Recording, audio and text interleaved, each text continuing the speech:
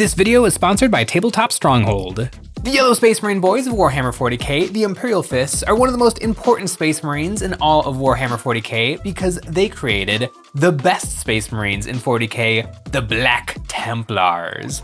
And they did some other pretty cool things, like creating the Crimson Fists, which were the first Space Marines, or at least the first canonical depiction of a modern Space Marine chapter, gracing the front cover of the first edition rulebook Rogue Trader. The Crimson Fists, as the name would suggest, are of course blue, but not to be confused with the boring old Ultramarines. The Crimson Fists are just a little bit different. The Crimson Fists are a fanatically loyal chapter of Space Marines, maybe not quite as fanatical as their brothers the Black Templars, but just as driven to serve as the best chapters out there. And unlike their trench-making parents, the Imperial Fists, they love to launch out on crusades where they can get up close and within power fist range of their enemies. In terms of heraldry, they keep it simple and codex compliant. They aren't one for fancy trim and decorative badges. In fact, their chapter has almost been wiped out on a few occasions, so it's all they can do to keep their battle plates clean and functional. Mark 10 armor by the book is perfect for representing these fellas. As they hail from the Imperial Fists, bolter weapons are a must with properly drilled barrels. I really like these PCB drill bits. They're super sharp and come in the right sizes for getting the main hole drilled and the little side hole that Space Marine bolters have. After that, some off-the-rack part number 69 shoulder pads and a crispy helmet and a good old-fashioned power plant. And to finish off this look, a bunch of purity seals. These small badges are quick and show off the right amount of reverence for the Imperium without pushing it into outright piousness. It's what the fashion-forward Space Marine is wearing. And you know what else the dapper Space Marine has these days? The hobby accessories from today's sponsor, Tabletop Stronghold. Tabletop Stronghold is a one-man operation based in the mountain state of West Virginia, which I hear is almost heaven. And mountains are appropriate for the absolute mountain of hobby goodies Tabletop Stronghold makes. Their mag case is a durable carry case for holding and transporting an entire tabletop army. With a clear plastic front that lets you see your prize collection, and slim metal trays with included 3x2mm magnets that you can use to securely transport your collection in style. And inside the case, there are 24 slots allowing you to set up your case to maximize space efficiency. Tabletop Stronghold is not just about transport though, they also facilitate gaming. Gone are the days of grabbing whatever junk to fill out your game boards. The Tabletop Stronghold Competitive Terrain Set 2.0 is the only terrain you will ever need. Crafted for Warhammer 40k with balanced line-of-sight blocking, cover, fair layouts for tactical gameplay, and modular 1, 2, and 4-inch wall sections all made at a sturdy MDF board. In one afternoon of building, I had an impeccable tournament regulation Warhammer 40k game board. Now, I never have to worry if Sean is cheating. I know the terrain is perfect. For Black Friday, Tabletop Stronghold is having a huge sale. You can get up to 40% off the magnetic carrying case and the competitive terrain set 2.0, or bundle them together to get everything you could ever need for an even better price. Now, one tricky thing with model making is guys aiming their guns. It's important for those guns to be perfectly straight, but to get the pose just right, this guy ended up pointing a little bit high. This is nothing that the base can't solve. I super glued down some 1/2-inch cork and then used a saw to cut it in half on an angle. Now that there's a wedge shape, I can stick on my Marine and spin him around until the angle of the base perfectly matches the slight tilt of his bolter, making it all perfectly level. Once I had him glued down, I used some of the cork I just cut off to make some rock piles. And speaking of piles, I took some sand and sprinkled it into piles around the cork and locked it down with some ultra-thin super glue. Nice and simple, but the Crimson Fists like simple. The Crimson Fists are undoubtedly a loyalist Space Marine chapter. In fact, they're so zealous that they're often tasked with taking out renegade Space Marine chapters. Now, just how renegade are those chapters when the Inquisition puts a hit out on them? Who's to say? The Inquisition doesn't really mess around with stuff like that. But the Crimson Fists follow their orders and they kill their fellow Brattle brothers with zeal. That's really more of a special occasion thing though. The Crimson Fists are mostly just fighting the orcs. They really don't like the orcs. And in terms of lore building, they're pretty much a standard codex compliant chapter, although they do have some fun honorific titles for the masters of their companies. So Space Marine chapters are broken down into companies. The first is always the veterans and the 10th is always the scouts. But there's a little wiggle room inside of that so that you can do some really fun like lore building inside of your chapter. Like if you named your captain Master of the Gates, then that would mean that he is the commander of the 7th company.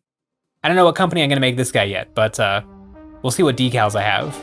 I primed my Crimson Fist in black, and the main color of the Crimson Fist is blue, but I don't want them to feel ultramarine-y, so I want to introduce a lot of warmth into this blue. And for that, I'm thinking purple for the shadow color. I sprayed this on from underneath, hitting between his legs and all over his butt. And then from above some blue, spraying this thin so that a lot of the black shows through, keeping it nice and dark except for the tops of his shoulder pads, backpack, and helmet. Now for washing. Games Workshop doesn't make a good blue wash. This blue won't do much because if you look at the color in the pot, it's pretty bright and saturated, so when it goes on, it's only going to get that dark, which is already brighter than my marine, so instead I need a real wash color. This contrast Leviathan blue will be just the thing. It's almost black in color. If I mix this with some Lamian medium, it'll make for a proper wash with just a little bit of blue in it. I took a long, thin bristled paintbrush, loaded it up, and then dragged it along all the recesses, letting the paint flow into the cracks. I don't want to just lather up the mini with the wash because I like exactly how the armor is looking, and a dunking would darken it a lot.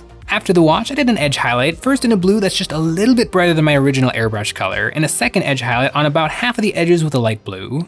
Now that the blue is done, it's time for the only real pop of color on the mini, his red hand. This is to symbolize the handshake between the chapter and its Primarch. I mixed this red with the purple on my palette and a little bit of dark blue wash to make it darker, and I base coated his hand, Purity Seal wax, and eyes. Then I did a highlight mixing in some more of the red and then a final highlight of pure red. Now for his bolter. It's still pretty dark from the original primer, so I dry brushed it with silver paint, then gave it a null oil wash. This did a good job of making it look good without needing to re-base coat this part. Using the original purple did something to the red paint to make it look better, and I want to try again for the tan. Mixing in purple and blue to darken it for the base coat on the Purity Seal paper and Bolter Aquila. And then I added in more tan paint for the highlights. Keeping this palette really limited makes the colors feel more realistic.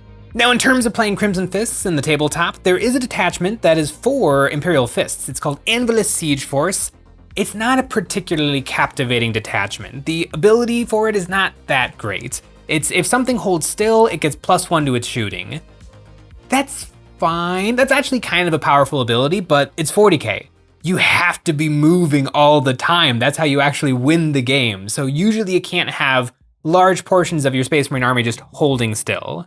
However, in that detachment, there are some pretty darn cool enhancements and stratagems. There's an enhancement called Indomitable Fury, and it can only go on one singular model in the Space Marine range, and that is Captain and Gravis armor, but it's a pretty good enhancement. The first time the Gravis Captain is destroyed, you put him right back on the tabletop at the end of the phase with full wounds remaining. All of a sudden, he becomes a Necron Overlord. It's really, really good and really, really fun. And it's a really, really nice rule because, usually your opponent is looking at the battlefield, looking at what options they have, what can they do this turn? I'm gonna kill that guy and get rid of him. Well, you can kill him, but you can't get rid of him. It's really, really good. And there is a stratagem called Battle Drill Recall. You pick something that's about to shoot and its guns get sustained hits 1. That's just a really good ability. But my brain immediately goes to Terminators, which would be something very Crimson Fisty, because of the fists. Now Terminators have Stormbolters and Cyclone Missile Launchers, and those Stormbolters are 4 shots apiece. So if you're shooting at your Oath of Moment target, which you probably are because you're spending the CP, and if you held still, 5s and 6s are gonna be exploding into extra attacks. So 56 shots, like 40 of them are successes, and then half of those are exploding into extra attacks. Then you re-roll them again to try to get even more exploding successes. You're gonna end up with like nearly 100 successful hits. And at that point, it doesn't even matter what you're shooting at. If you lose half of them to the wound roll, it's gonna be wild. You're gonna use up your dice, your opponent's dice, you might have to borrow another friend's dice to make this humongous roll. And then when it goes to their time to make the saving throws, what are they gonna do? They can't Armor of Contempt it, they can't do anything. They just have to try to make all of their saving throws. Is that gonna happen? Is that a practical, is that a real strategy for the stratagem? Probably not, but man, is it gonna be really, really funny. Crimson Fists are tricky because their logo is the Imperial Fist logo, but in red. On the modern Space Marine transfer sheet, there are no Crimson Fist transfers, unfortunately. But if you make friends with the oldest person at your store, they might still have some of the old Space Marine transfers kicking around. On these, there are Crimson Fist decals. These old decals are a little tricky to use. The plastic film is much thicker than on modern transfers, and the old glue is slowly going bad. But they can be made to work with some microsole and microset. Microsole softens the plastic to help it conform to non-flat shapes, and the microset helps the glue to bond to the paint. The trick is to crush these down with a lot of force. I used to use a wad of damp paper towel to do this crushing, but the trick I've learned is to use a makeup wedge. The paper towel would often leave behind fuzzies and scratch the paint, but the makeup wedge fixes both these problems. I crushed down the Crimson Fist and gave him a few coats of gloss paint to hide any imperfections. And on his other shoulder, I painted a small tactical arrow in red. And for the company, I decided to go with the number 6, Masters of the Watch. Now to give my Marine a satin varnish to hide all the different finishes of the decals and gloss paint. Now the color scheme of an Imperial Fist is pretty darn simple, just a nice dark electric blue. But I think that simplicity gives it a lot of strength. And it means I can do something really extreme for the base, and it'll look really good. Typically, bases are drab and desaturated to not pull focus away from the mini, but for this guy, I want to go extreme. And speaking of extreme, I should have given this red paint more shaken. You know it's always well shook? That's right, our website. For the month of November, EonsOfBattle.com is getting chaotic with the Desecrated Engine, a war machine that could loosely be called a tank, but such an ordinary word does not properly describe the power of this demonic machine. With grasping chainsaw-tipped claws and a tummy blaster that won't quit, this unstoppable engine of chaotic might can roar its way through the battlefield. This insect-like monstrosity comes fully loaded with armor and weapon options so that it is ready to rumble with any army that dares to face it. I picked up my bright saturated colors with my paintbrush and slobbered them down all over the base, randomly wet blending these colors together until the whole base was base coated with bright saturated tones. Then I did a little dry brushing yellow to bring out the details in the cork and sand, which I further highlighted with an orange and yellow wash, getting a little bit onto my marine's feet. After another dry brush yellow, my base was ready for some tufts. Static grass tufts always add a ton to the look of a base, and after a black base rim, my marine was ready to punch an orc.